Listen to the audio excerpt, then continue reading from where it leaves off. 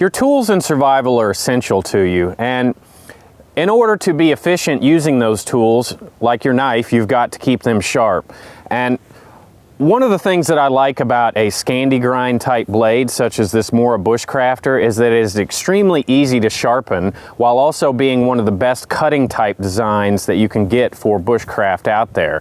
And for the beginner, having a single plane, almost like a chisel, makes it very easy to sharpen.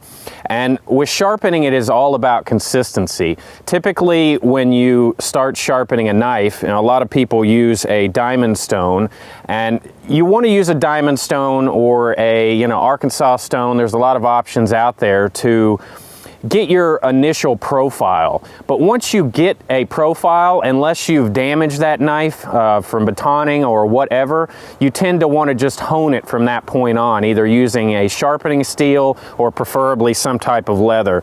Now, this Work Sharp has a leather strop on it, but another option is I always tend to carry a leather belt. Cordura belts are great, but everything that you carry on your kit should be redundant and have multiple uses. So I've always got a leather belt, and I can attach it to a tree, and I can sharpen that knife up very quickly, assuming that the edge isn't damaged from use.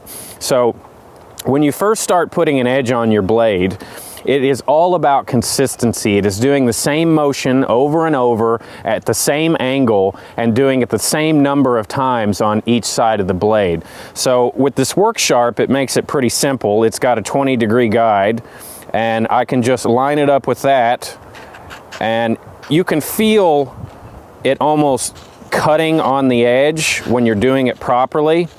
And you want to use a light touch, and you'll notice that my blade is almost never leaving the stone. I had a butcher teach me that technique, which makes it easier to keep the angle at the same degree consistently.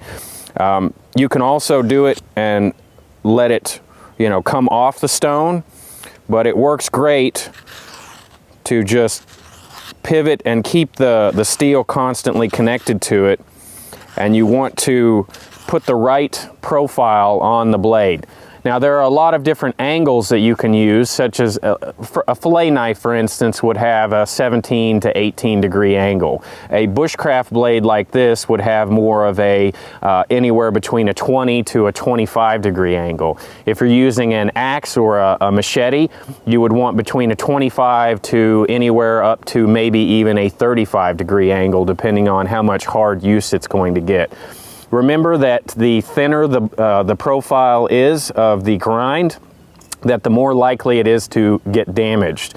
And with bushcraft type work, hair shaving is not always the best option. You want a knife to be sharp, but you also don't want it so sharp that you might end up, damaging the edge. And I've always found that these types of blades will actually cut more efficiently through wood when it isn't quite as hair shaving sharp. So I'm not trying to get it to that level. So trick is keep it at the same angle every single time, and I tend to do eight strokes on one side, and then I flip it over and do the same thing on the others. 2, 3.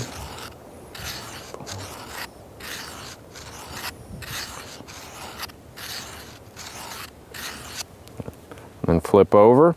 And the great thing about the Scandi grind and why it's so easy for beginners to sharpen versus a zero grind or a saber grind or a hollow grind, there's a lot of different options out there, but because this only has one plane, all you have to do is tilt it until it is on that profile, and then just move the blade across the stone lightly.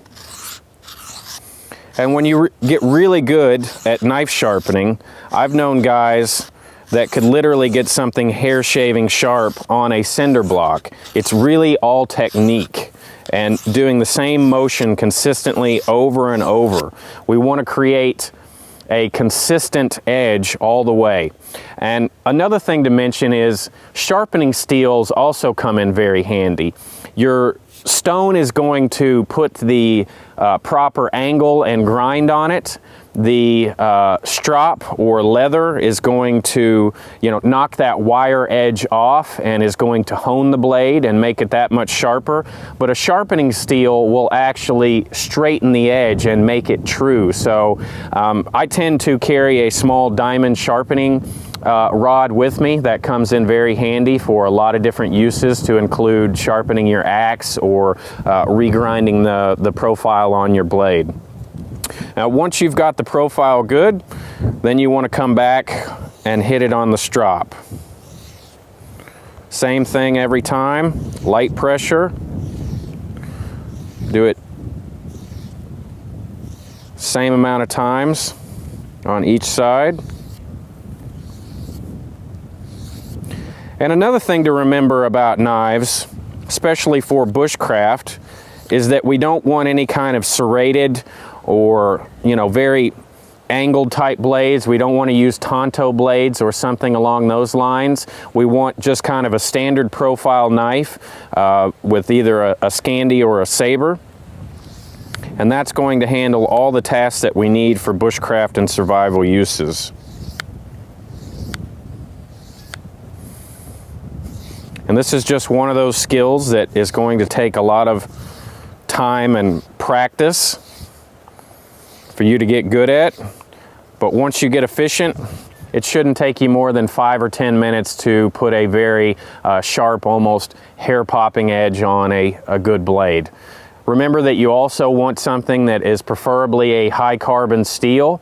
It's great for sharpening, much better than something like a stainless type blade.